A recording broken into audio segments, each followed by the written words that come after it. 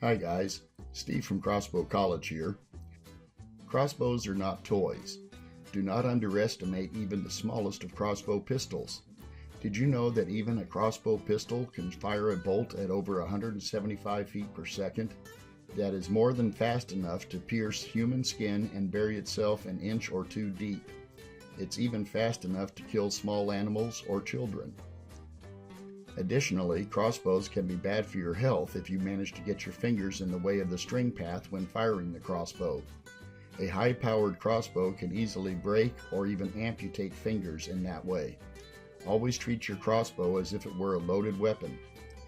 That is why this lesson is going to be on crossbow safety.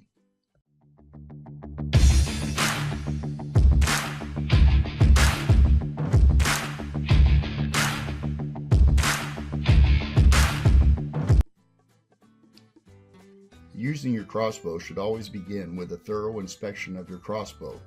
Be sure to see my video on pre-use inspection of your crossbow. Unless you are out hunting with your crossbow, you will want to wear eye protection. Your crossbow is under a large amount of tension when in use, and it is not impossible for it to break. A broken string or a limb can whip around and cause severe injuries or even blindness. No open-toed shoes. You do not want to wear open-toed shoes with crossbows. When you are putting your foot into the stirrup, you are risking losing a toe if anything should go wrong. Safety switch. Almost all crossbows have a safety switch. Some are better than others. For instance, some safety switches only prevent the trigger from being pulled back. This type of safety switch is not going to stop your string from firing if it slips out of the cocking notch.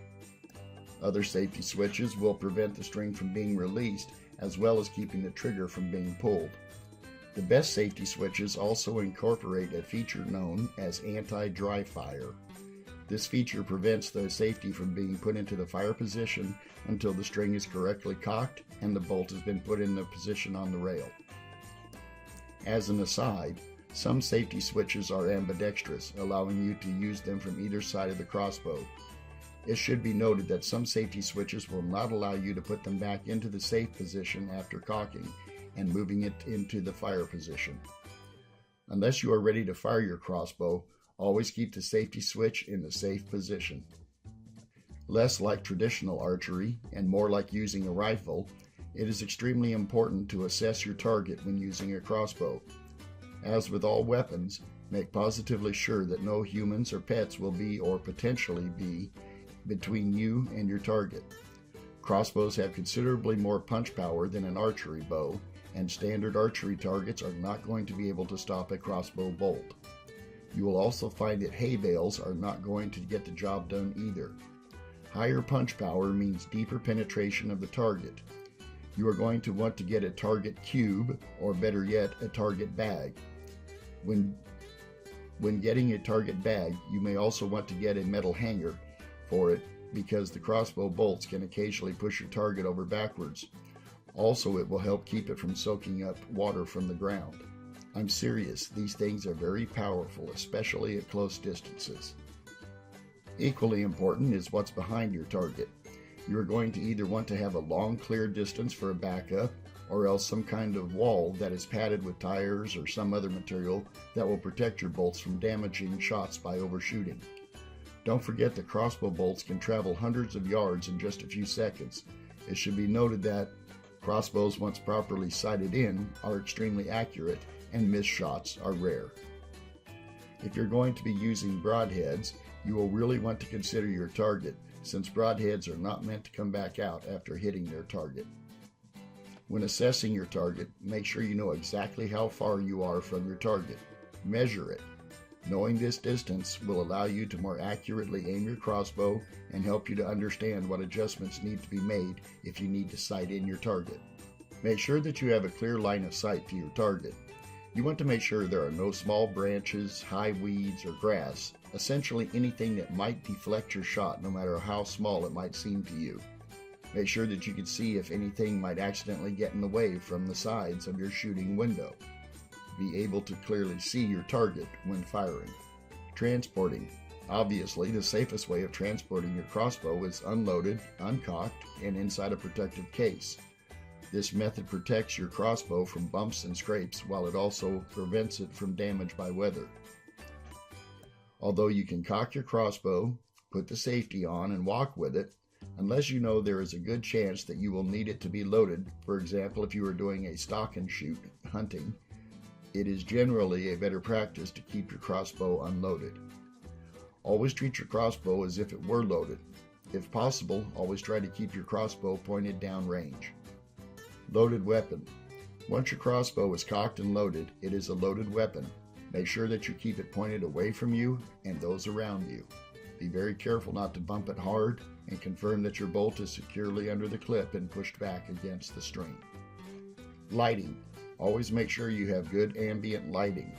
It is not enough to be able to see your target, you also need to be able to see behind your target and to the sides in case anything wanders into your shooting window. Appropriate lighting.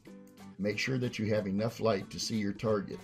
If it is getting towards dusk, distances can be hard to determine, making it easy to miss your shot. Additionally, it is also more difficult to see objects approaching from the side and entering your shooting window.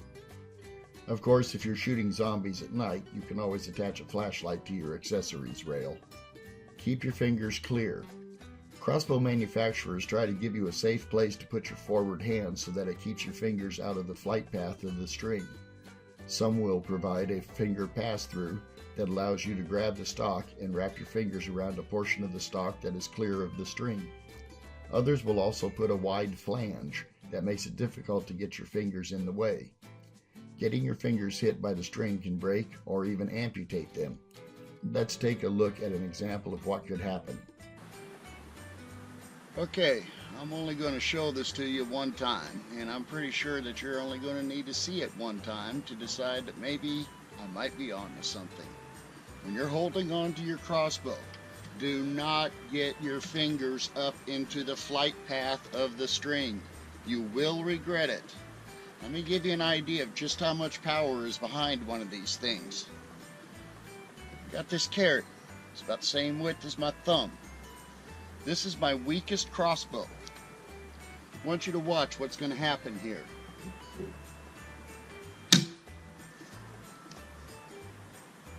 Just that easy.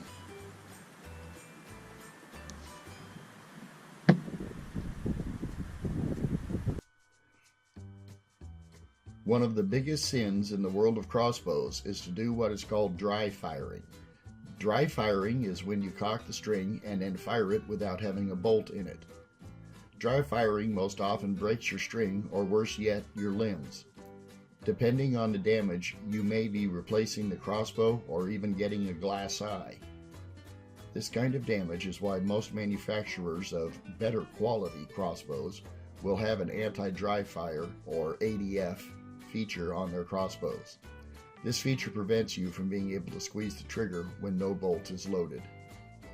Scope eye relief. Nobody likes to have or get a black eye, but if you're using a scope that is not at the proper eye relief distance, you stand a good chance of being hit when the crossbow recoils. Just to be clear, proper scope eye relief is the distance between your eye and the close end of the scope. When you are too close or too far from the lens, you will see a black perimeter and the view will be partially obscured. When you have the crossbow shouldered, the scope should be clear and easy to see through. All you have to do is be hit once by the scope and you will be shy of them from then on. I will be right back after this quick message.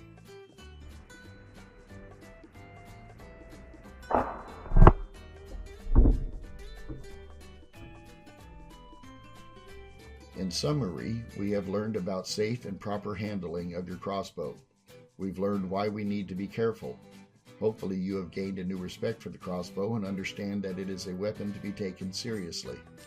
Crossbows, like any other weapon, can be a lot of fun when handled properly and with good common sense. Please be sure to give this video a thumbs up to help me score a hit, and subscribe to this channel for additional lessons on crossbows. Please leave your comments below and I will try to reply as soon as possible. Thank you for watching and enjoy your crossbow.